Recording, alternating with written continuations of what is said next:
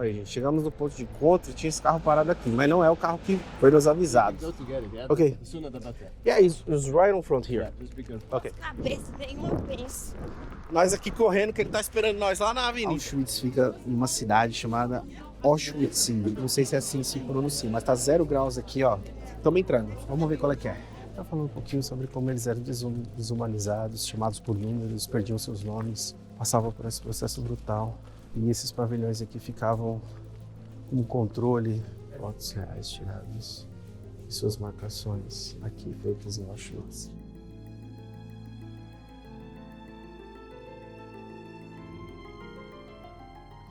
E aí, pessoal, hoje é um dia muito especial. A gente vai fazer uma visita num lugar que eu sempre quis ir toda a minha vida. E não é um lugar pra gente fazer piadas, é um marco na história do mundo. E nós estamos indo no campo de concentração de Auschwitz, onde mais de 3 milhões de vidas foram ceifadas na época da Segunda Guerra Mundial. Tem uma série de vídeos no YouTube, tem muita gente fazendo visita. E agora chegou a nossa vez, do nosso jeito. A gente vai mostrar um pouquinho, a gente vai falar um pouquinho. E a gente está indo através de um parceiro, a gente está indo com uma empresa. A gente vai mostrar um pouquinho como é que vai ser esse rolê com a agência para a gente poder falar se é ruim ou se é legal. Então acompanha aí, que nós vamos começar agora. São exatamente 5h30 da manhã e a gente vai pro ponto de encontro, que é 7 minutos a pé aqui do apartamento. Jaquinha já tá prontinha e nós estamos indo para lá para encontrar com a equipe e vou mostrando para vocês. Bora! Saímos da Cracóvia e a gente foi até Auschwitz. É mais ou menos uns 70 quilômetros, a produção vai colocar um mapinha aí da Cracóvia até Auschwitz. E lembrando, tá? Não se chama mais assim hoje a cidade. Ela se chama Auschwitz. Talvez não seja essa a pronúncia, tá? Mas é a cidade chamada Auschwitz, que antes da guerra já era esse nome. No período da guerra, os nazistas, eles basicamente alteraram o nome, colocaram como Auschwitz e ficou famoso justamente pela catástrofe que foi, né, o período do Holocausto. A gente vai falar bastante sobre esse tema aqui no canal, porque vai ter vários vídeos, não só aqui do campo de concentração, mas de vários lugares históricos na Polônia, na Áustria também, que foi muito marcante. E lá em Auschwitz, um dos principais pontos de visitação é o Memorial e Museu de Auschwitz-Birkenau, e é um patrimônio mundial da Unesco. Olha, gente, chegamos no ponto de encontro e tinha esse carro parado aqui, mas não é o carro que foi nos avisado. Vamos aguardar. É o Volkswagen Caravelle e o nome do cara é Greg. Nós vamos procurar por ele. Vamos pro ponto, mas supostamente o cara para na frente do hotel, pelo mapa. Que é esse aqui que nós estamos. Because I'll be showing you around inside the place. So, and I'm your driver for the whole trip as well. So now I'll just send one text and will take us a bit more than an hour from here to get to Auschwitz, to the destination. By the way, you need your IDs, you know. Okay, right now? No. Okay. You need to have them. And after arrival, my colleagues will coordinate everything, so you'll have a... Pessoal, esse é o Greg, ele é o nosso motorista e o nosso guia. E ele tá explicando aí que a gente precisa apresentar passaporte, coisa que a gente acabou esquecendo no hotel, como vocês podem ver aí que a gente acabou falhando. Ele tá explicando um pouquinho ali do trajeto, a gente saiu muito cedo, então a gente saiu por volta de umas 5 da manhã. Vocês podem ver que ainda está bem escuro o céu. Passou por esse trajeto aí uns 70 quilômetros à cidade onde fica Auschwitz para que a gente começasse esse passeio. We can take the passport of her because she forgot can be photo. Good photo is okay, but you need any kind of Okay. something. You need something. If you don't have, you have to run to the hotel. Vê se tem a foto aí. Because without it, you won't enter. Yeah, you can go to get it. Yeah. Okay. The sooner the better. Yeah, it's right in front here. Yeah, just be careful. Ok. 2 cabeças, nenhuma vez. Nós aqui correndo, que ele tá esperando nós lá na avenida.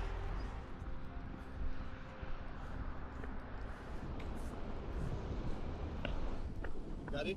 Yeah, I'm really sorry for that, Gregory. Really sorry. Sorry guys to bother you.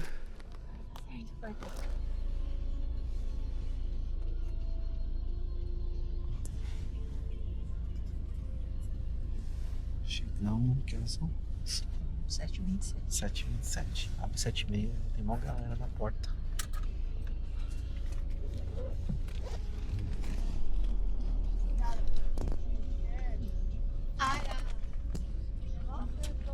Estacionamento, pagou, entrou, guardou. Pode entrar comida, mas não pode comer lá dentro. Porque tem banheiro só depois da área de segurança. E tem um segundo lugar para ir, só que não é aqui, né? São 2 campos, né? E ele tava comentando que ele ainda ia decidir como é que a gente ia pra lá.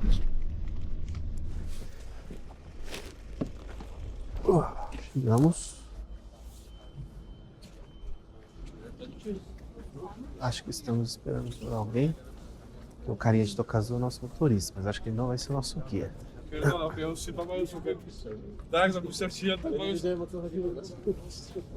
Achei que até que teria mais gente. Mas, Achei que teria mais gente. Ave Maria. Vocês vão ver aí que a gente já cai no estacionamento de Auschwitz I, já é bem na frente do local específico. E por a gente estar com guia, a gente tem uma grande vantagem, né? Então a gente já tem um local específico lá para estacionar e além disso a gente também meio que fura fila, entre aspas, né?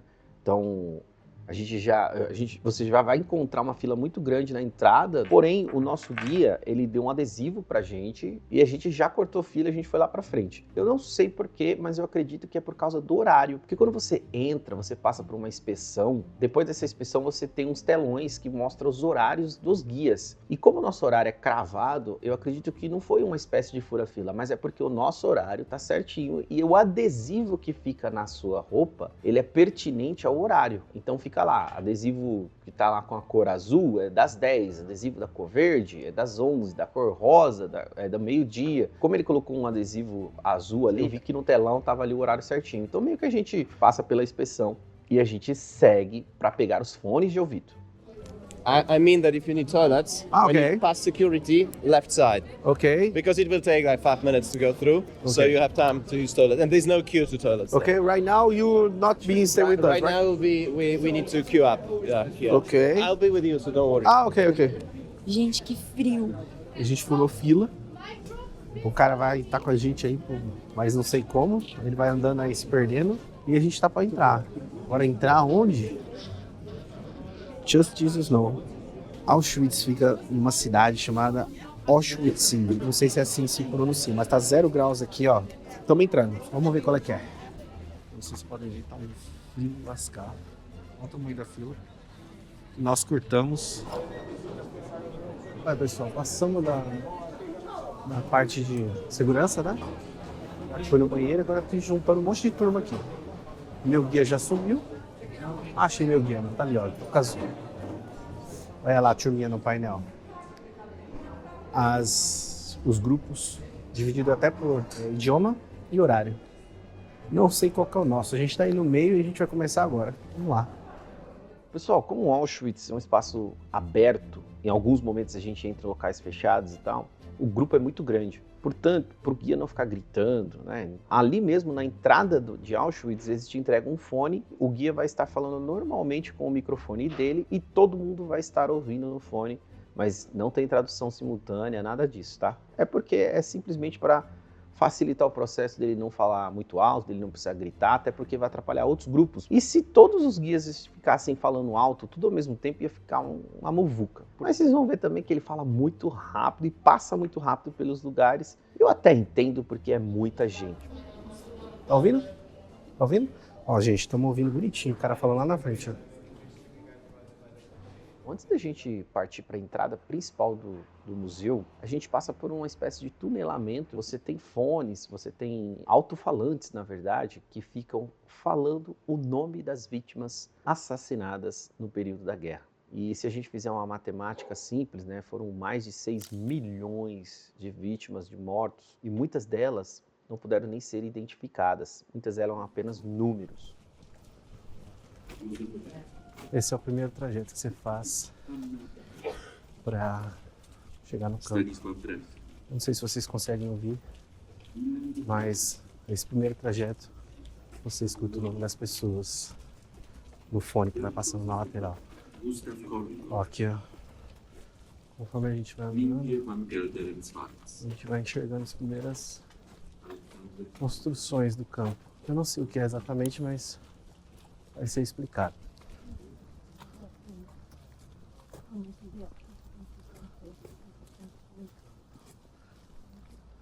Ele está dando umas instruções aqui sobre o que pode e o que não pode fazer aqui no museu. Eu vou tentar ir traduzindo o que ele vai estar falando, porque talvez eu perca alguma coisa, mas eu vou tentar o máximo, tá, gente? Porque aí eu vou passar para vocês a experiência de como vir com o guia. Ele está explicando nesse momento que, na época, os alemães dominaram esse espaço e construíram aqui para ser um campo de concentração, né? O que nós já sabemos, né? Que Então ele está contando um pouquinho desse pedaço.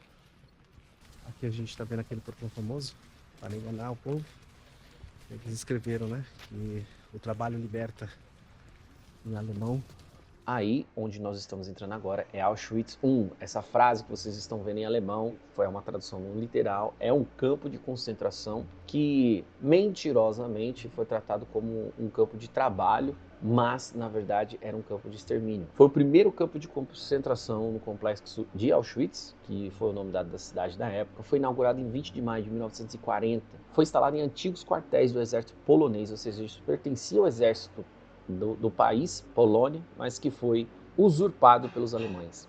Serviu como centro administrativo de todo o complexo, ou seja, Auschwitz, como vocês sabem, tem complexo 1, 2, 3, mas aí era o centro administrativo. O céu é muito bonito, o inverno é muito rigoroso, então tem muitas histórias muito tristes onde os prisioneiros eram expostos a frio por muito tempo, cerca até de 48 horas sem comida, no frio, e até jogavam água gelada como método de tortura, né? É cercado por cercas de arame farpadas eletrificadas, as torres de vigilância eram distribuídas ao redor do campo, abrigavam os escritórios da SS, enfermaria, cozinha, depósitos, alojamentos. Quem eram os presos ali?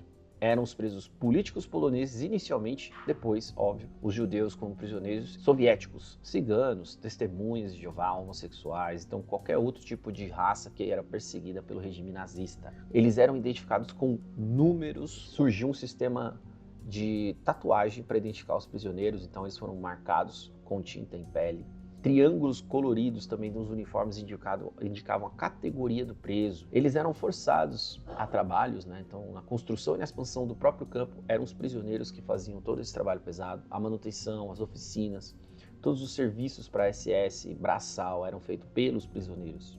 Também executavam experimentos médicos aí nessas instalações. Diversos médicos da SS realizavam experimentos nos prisioneiros e o mais conhecido foi Joseph Mengele. Depois da guerra, ele se refugiou no Brasil.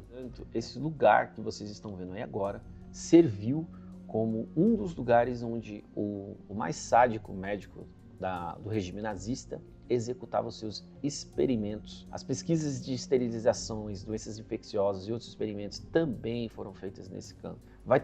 Vou mostrar para vocês o bloco 11, que é o bloco da morte, lá onde ficavam os presos, que existia uma prisão dentro do campo. Existem celas que só era possível ficar até em pé, não existiam celas de fome para esse tipo de tortura. E esse bloco 11 era considerado o bloco da morte justamente por isso. Um dos pontos pesados e bem difíceis de se visitar e você não ficar pensativo sobre é o Muro da Morte, que fica entre o bloco 10 e 11, era onde milhares de prisioneiros foram fuzilados. Muito difícil, complicado de você passar por esse local. Lá também tinha câmara de gás e o crematório que estão completamente preservados. Hoje as exposições, lá em Auschwitz I, você consegue ver as exposições de malas, sapatos, óculos e utensílios dos prisioneiros que foram todos confiscados das vítimas. É possível também você ver uma das coisas mais pesadas do passeio, que são os cabelos humanos preservados. Eles não podem ser filmados. Eu vou pedir inclusive para a produção aí tampar, né, não mostrar essas partes, porque é muito difícil, tanto para quem está lá e também para quem quer assistir. Os prisioneiros, eles tinham os cabelos raspados e os cabelos serviam como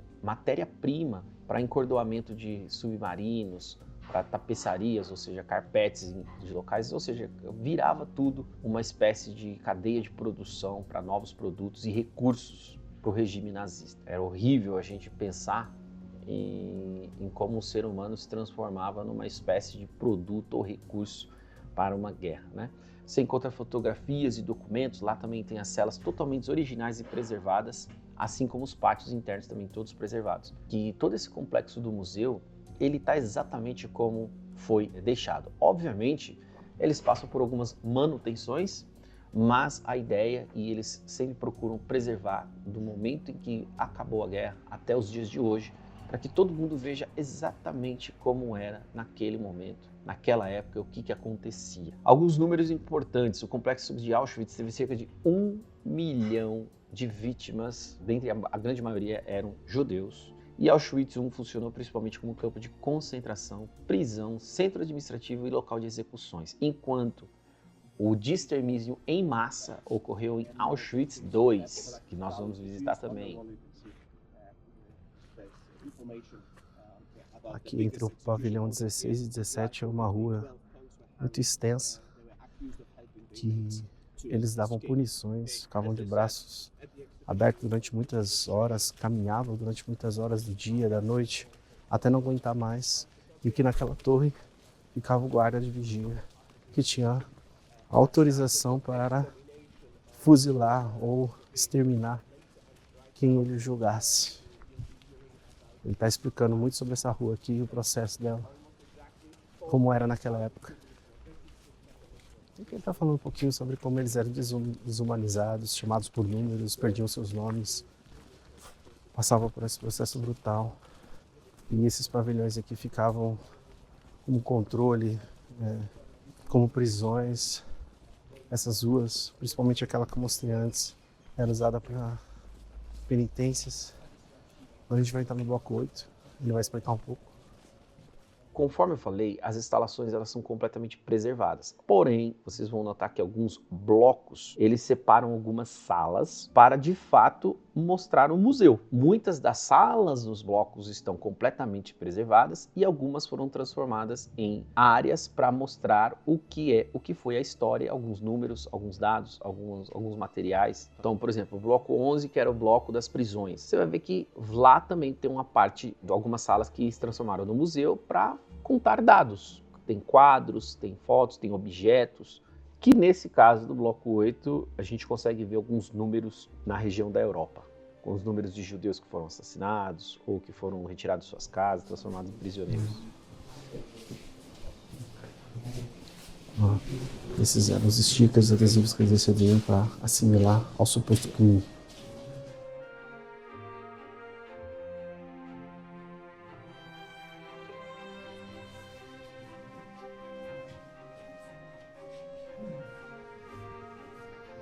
Você pode ver exemplos originais da roupa. Eram propostos a utilizar os seus adesivos, tá vendo? As marcações e as numerações.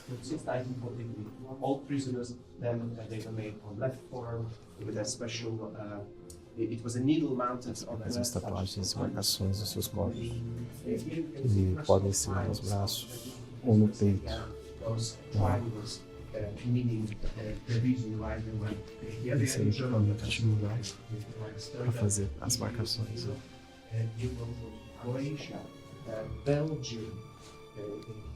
Galera, olha que interessante, né? Nesse mural da esquerda a gente encontra o documento das prisões executadas, né? Então, quem era o prisioneiro, o motivo da prisão, qual foi a data. Do lado direito, no outro muro, a gente consegue ver as fotos tiradas nos momentos que eles já foram encarcerados, né? Já foram marcados, momentos iniciais ali do processo de escravização e até execução em muitos casos, né? Os dados dos prisioneiros com suas datas, né? Assim como as fotos reais tiradas e suas marcações aqui feitas em Auschwitz.